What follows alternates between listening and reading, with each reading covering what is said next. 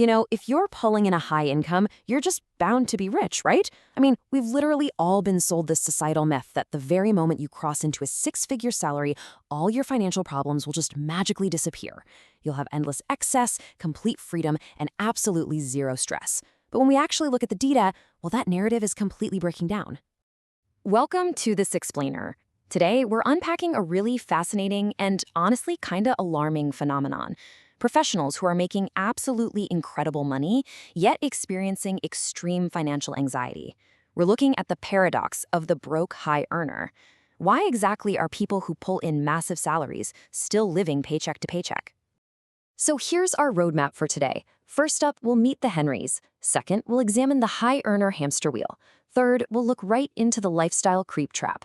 Fourth, we'll talk about time and discipline. And finally, we'll lay out the exact steps for building a financial empire. All right, kicking things off with Section 1, Meet the Henrys, high earners but not rich. Let's dive right in by introducing the demographic. Meet the Henrys. Now, this is an acronym actually coined by financial institutions, and according to Equifax, it stands for high earners not rich yet.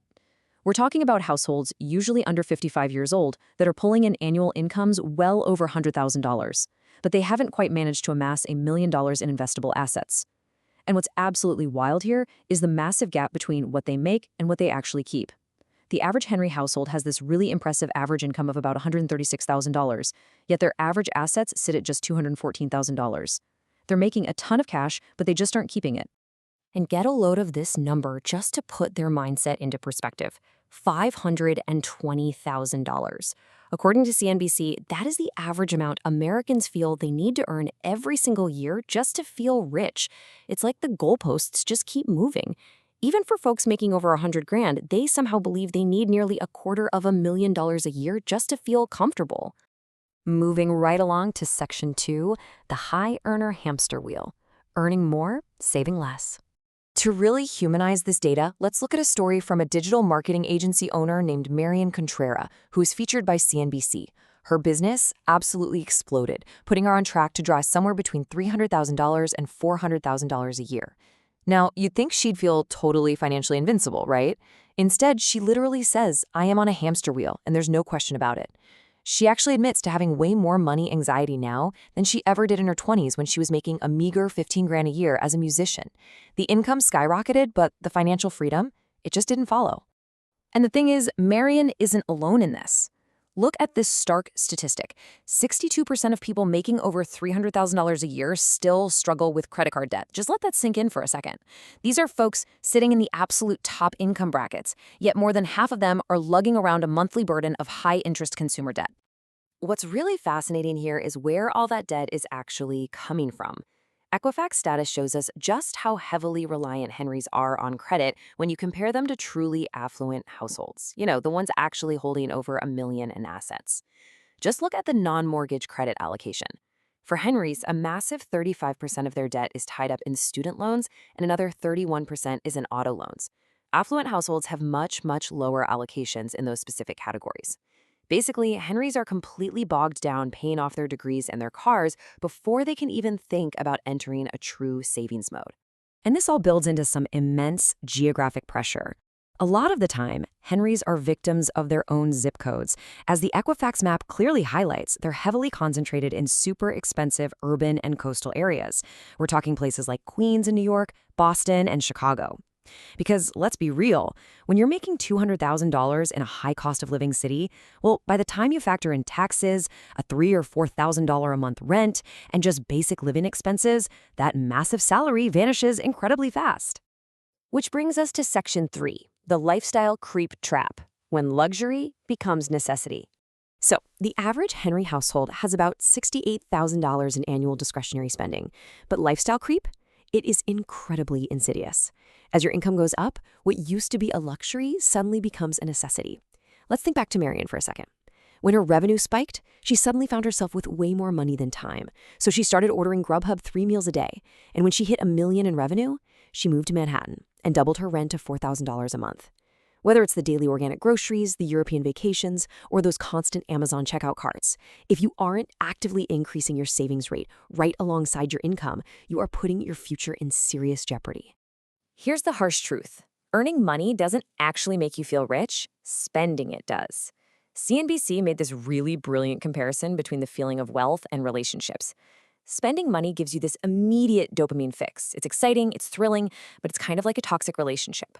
On the flip side, seeing wealth slowly accumulate in an investment account, which is basically just numbers and commas on a screen, can honestly feel pretty boring. But it's like having a secure, stable, long-term partner. We really have to train our brains to value the safety of a rock-solid financial foundation over the quick, fleeting fix of a shiny new purchase. All right, Section 4, Time and Discipline, the real wealth builders. The absolute biggest threat to any high earner is what Carson Wealth calls shiny object syndrome.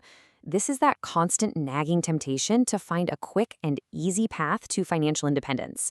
It feels like every 6 months there's some revolutionary new investment, a hot meme stock, or some super complex strategy that promises to make you rich overnight. But giving into that temptation completely pulls you away from the boring, slow, and highly disciplined saving habits that actually build real wealth. As the old proverb goes, whoever gathers little by little will increase it. And this leads us to the ultimate mathematical aha moment. A Bloomberg study tracked a $10,000 investment in the S&P 500 from 1980 all the way to the present. If you had just stayed invested and literally did nothing, that 10 grand turned into $1.2 million. But if you lack discipline, tried to time the market, and happened to just miss the 5 best days over those 43 years, your total plummeted down to $758,000. And if you missed the best 50 days, you ended up with a mere $86,000. Being wrong and lacking that core discipline, well, it compounds negatively forever. Finally, Section 5, Building a Financial Empire, How to Escape the Hamster Wheel. First off, I want to let this number reassure you. 97%.